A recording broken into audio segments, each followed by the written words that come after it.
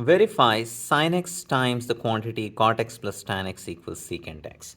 What it means is we want to start on one side and simplify that so that we can arrive on the other side. Before we get into that, I just want to remind of some elementary identities that we should know. So in this box, what I have done is I've converted every other trigonometric function to sine and cosines. So tan, cosecant, secant, and cot, you can always write in terms of sine and cosine.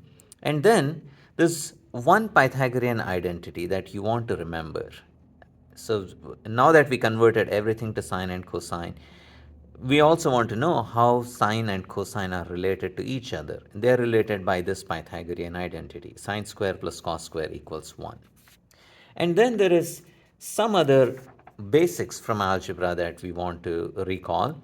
If you want to add two fractions or subtract, you can get the numerator by taking the cross product, AD plus BC, and then the denominator is simply the product of the denominators.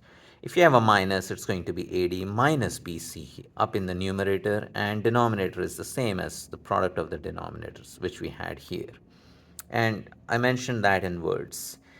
So for this particular problem, we just need this basics of algebra, and we want to convert everything to sines and cosines. So let's begin working. Let's start on the left side.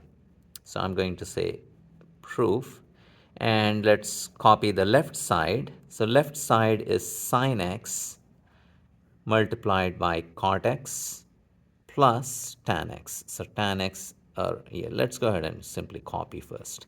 And now I want to keep sin x, but I want to change cot to cos over sine and tan to sine over cos. Now I could either add these two fractions first or I could distribute it.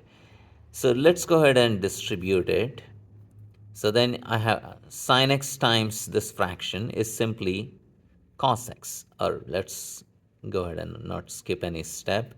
Cos x over sin x plus sin x times sin x over cos x. So notice you can remove the factor of sin x from here. So what I have is just cos x, or cos x over 1 if you want, plus sin x times sin x is sin square x over cos x. Now, I can think of cos x as cos x over 1, and I can think that I have to add two fractions. So from what we just said, you can cross multiply. Cos x times cos x is cos square x, plus 1 times sin square x is sin square x, divided by 1 times cos x is cos x. So notice you got cos square x plus sin square x. This is just 1 that we just talked about in the Pythagorean identity. So I have numerator 1 and denominator is cos x. And now what is 1 over cos x? We know the reciprocal of cos is secant x. And that's what we needed to arrive at. So that means we are done. So we started on the left side and arrived on the right.